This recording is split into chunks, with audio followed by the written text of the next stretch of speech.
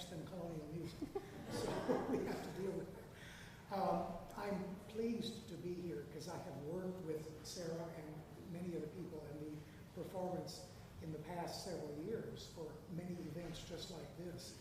And it's very interesting to have this association ending up the week of having women in early music being discussed, among whom you are a woman in early music at this point. The name of your group, Tonos del Sur, where did that come from, and why is that possible? So, like a lot of things, it was born out of necessity first. We actually have our roots as the Latin American ensemble through the Latin American Music Center at IU. Javier Leon approached me about offering this ensemble as a course, actually.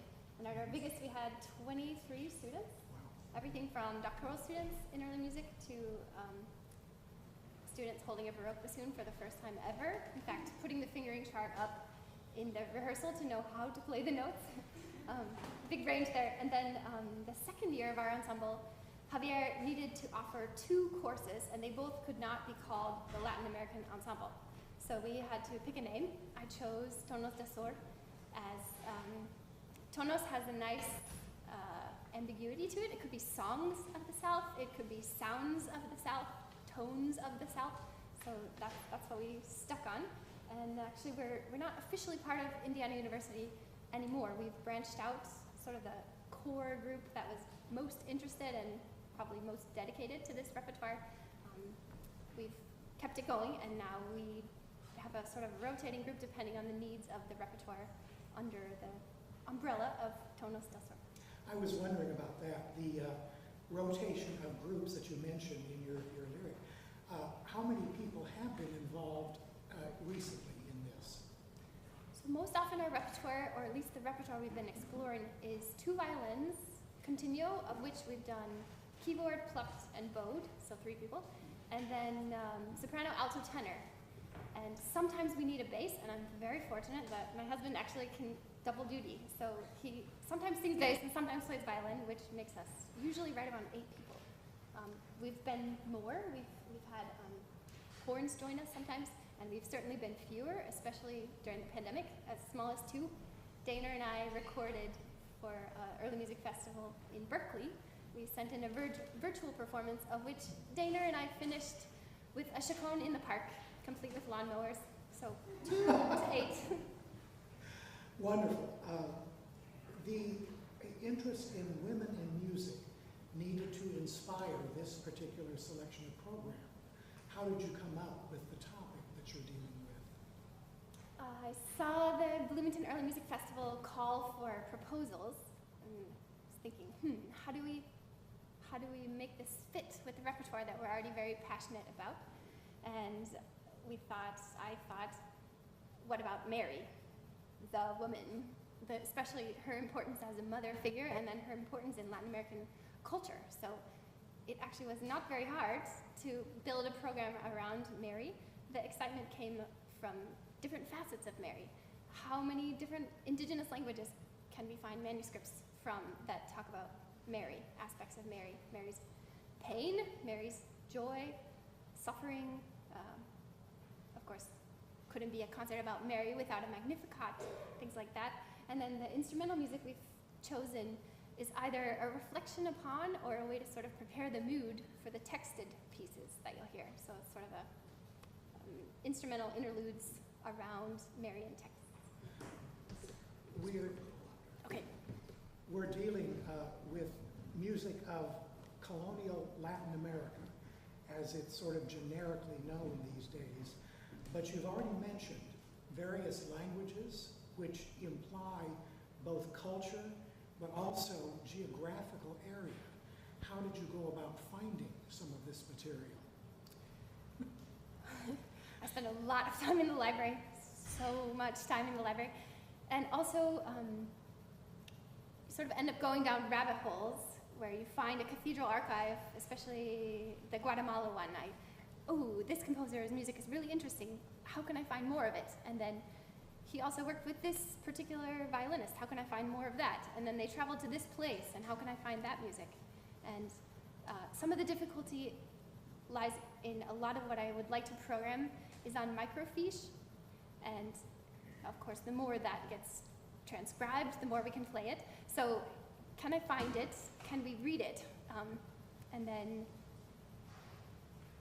sometimes I think it's fascinating to structure a program around the geography, like sort of travel up through or down through South America, but this one was kind of fun to take a central theme and then see how it looks kind of all across, and it's a little bit of bouncing all over the continent and then bouncing over the types of music. So we have everything from the very high cathedral Latin to really local, regional inspired ideas of Mary. And I think that contrast is one of the fun things for us. How do we switch character for every piece we're putting up?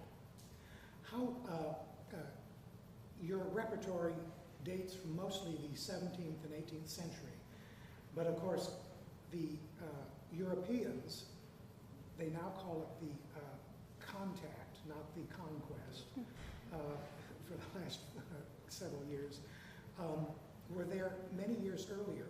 How did this occasion all of these pieces having to do with the Virgin Mary, and why did that happen? Do you have any idea particularly?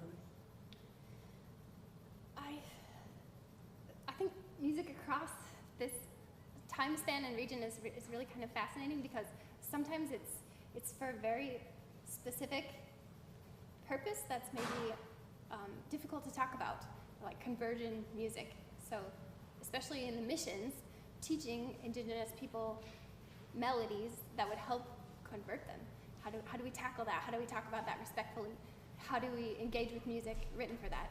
Everything from that to the high cathedral music was mostly heard by and played by Europeans to preserve European culture in the Americas, and on instruments brought over and people trained in Europe. A couple of the pieces are fully European trained composers, and just imagining who would have heard that and how that would fit into their daily lives, I guess.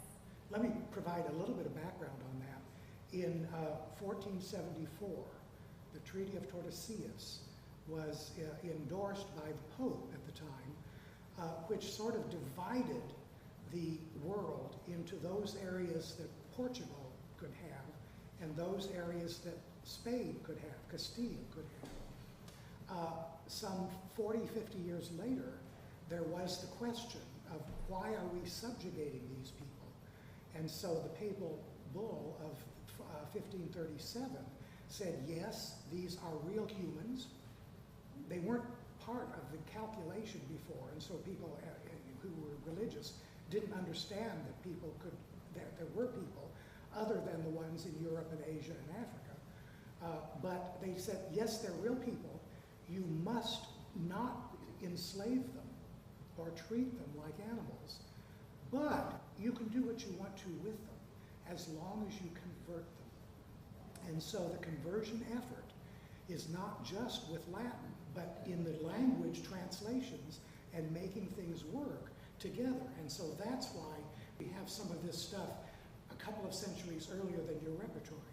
Now let's go into the languages. How many different languages are you using tonight?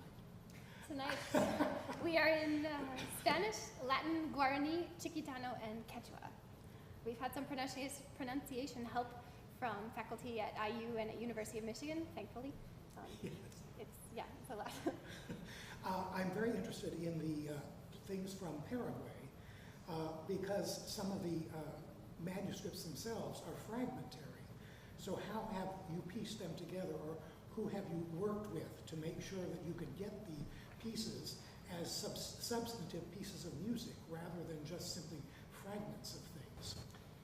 We are really, really grateful, as I imagine all musicians are, for Peter Naurat. He's a Polish priest, actually working today in Paraguay. Yes. I think the number is 13,000, some 13,000 pieces of paper of mission music in the Mojos and Chiquitos and other tribes. And he's been transcribing them and publishing them under Verbo Divino, I think is the name of the, and they're actually in the IU library. The 6 volumes from the Mojos missions, think 12, of which 8 are on my table, from the Chiquitos missions, a couple of requiems, and I think one of the coolest thing about those volumes is most of the music in there is anonymous. There's no composer listed. It does make for a lot of sifting through, and it does take a lot of extra time, but I think sometimes not seeing a composer's name tends for some musicians to just kind of think, oh, let's find something by someone we know. And that's been one of our missions as the ensemble is, okay, let's do anonymous music. Let's see what this is about. And a lot of this mission music is very likely that it was by indigenous composers. And how exciting is that?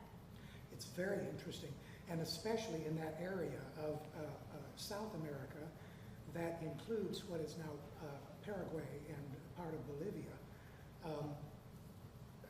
Domenico Zipoli, an Italian composer, went there and spent some time and was part of the mission to educate people. He eventually went back to Italy, but his heritage is what you're talking about in that particular issue. And you'll actually hear 2 pieces by him.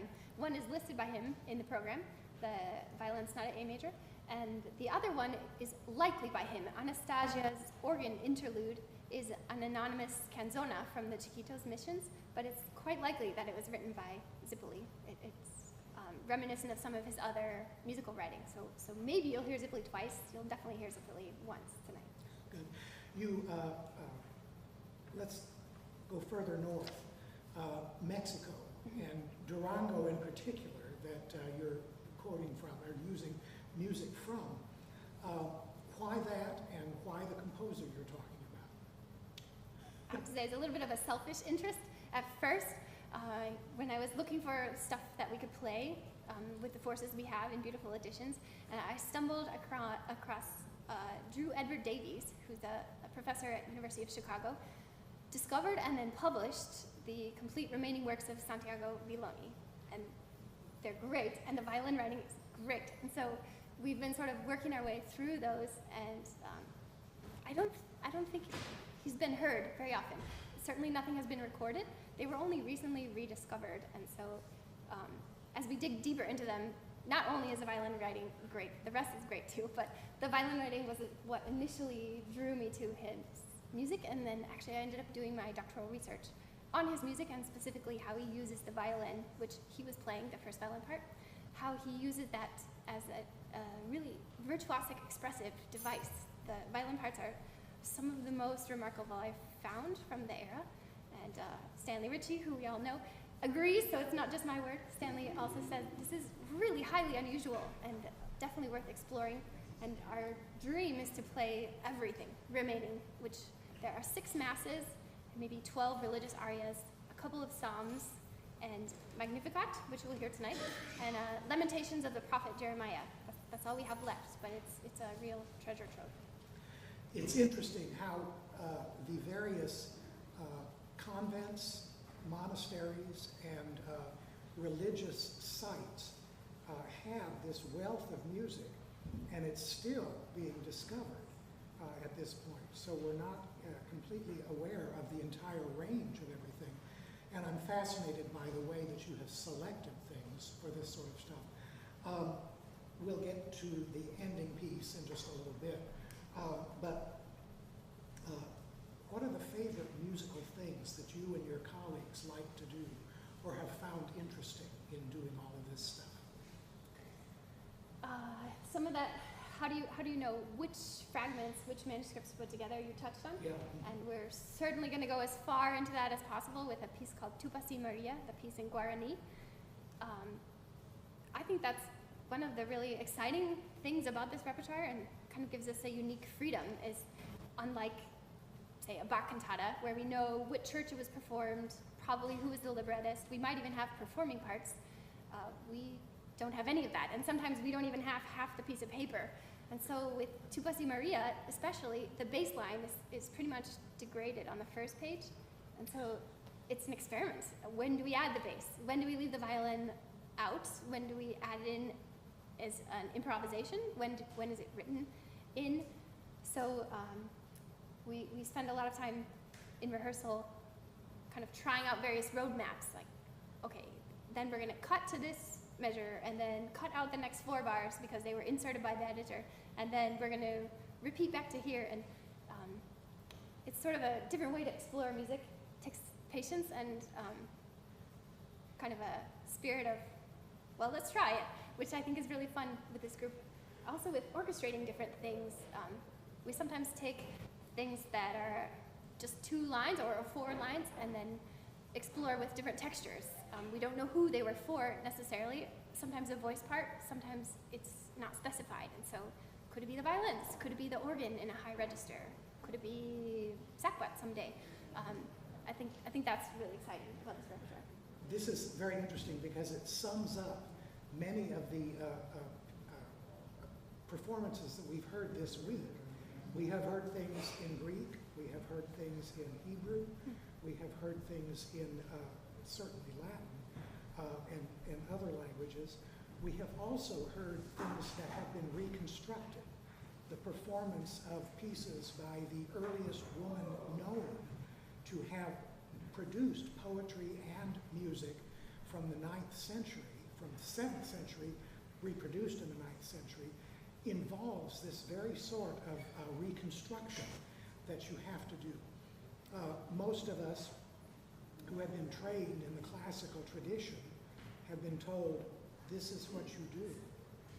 But to be a real musician, you have to get beyond that. And I think this is what you're after in this sort of experimentation. Have you found that rewarding or found it difficult? Both, very much both. And I have to say, it's such a great group of musicians you're about to hear, especially in the spirit of flexibility. There's not a person in the ensemble that I couldn't ask, hey, can you do this? Sure. Can we try this? Sure. I just love that. Can you, the joke is, can you stand on your head and chant? Sure.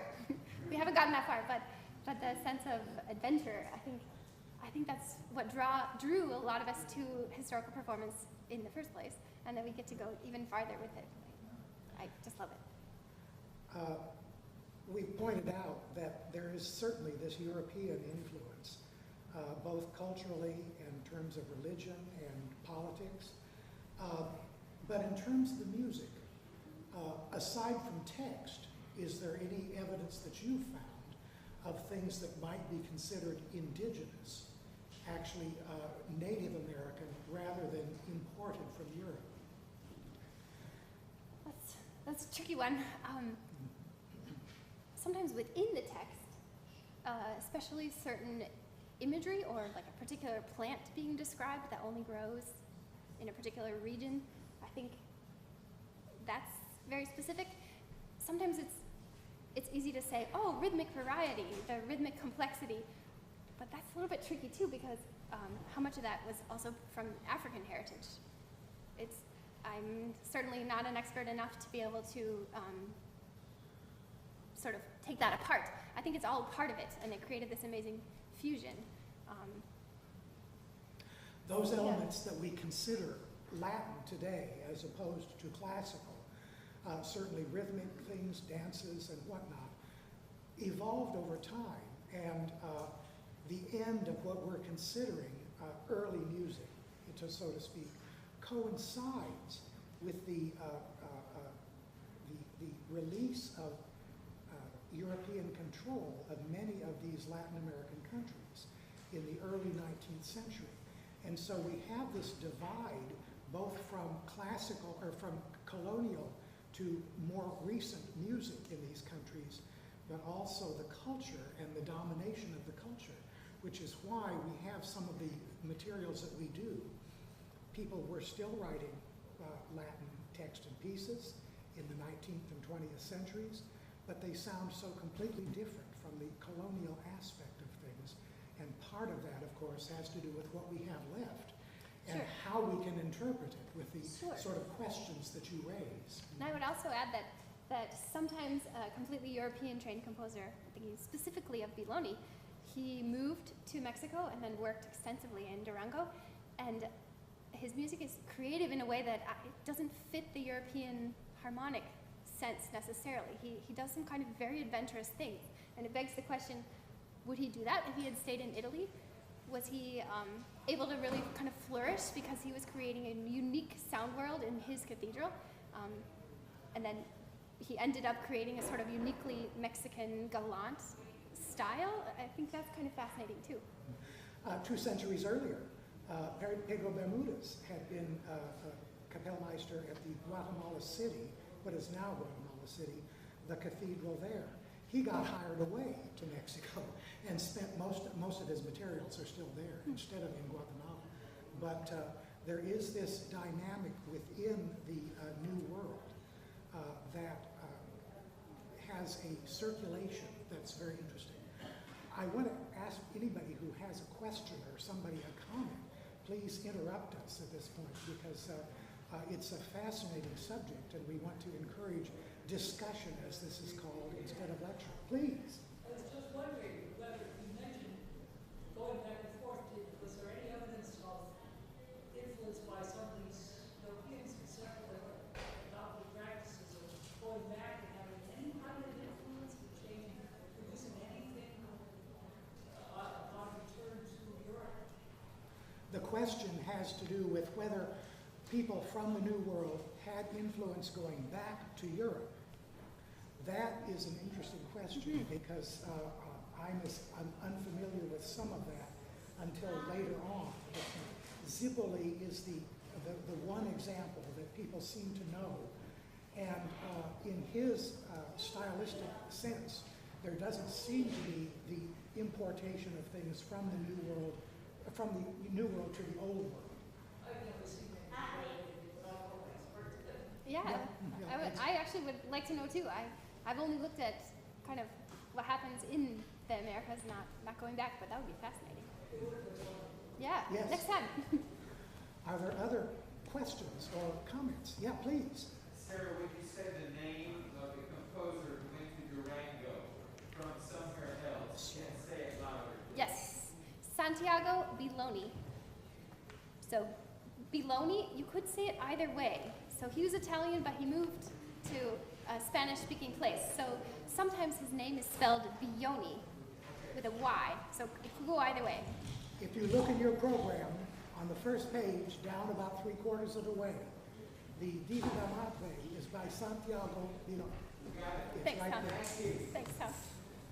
Are there other comments or questions? I think we're in for a, how are we doing in time? Okay. We're in for an exciting kind of performance today. And I am going to take the privilege of preempting my boss, the president, by suggesting that you think over the next couple of minutes before it gets announced how this particular program can relate to a theme for next year's week, as a matter of fact. We have women in music, we have diversity in cultures, we have diversity in languages, we have diversity in musical styles. So what is it that the Bloomington Early Music Board can come up with that can follow through on all of this? I pose that just simply as a question. And if there are no more questions, I want to thank you for your observations and your helpful, and go tune your violin. Yes, many times. Thank you.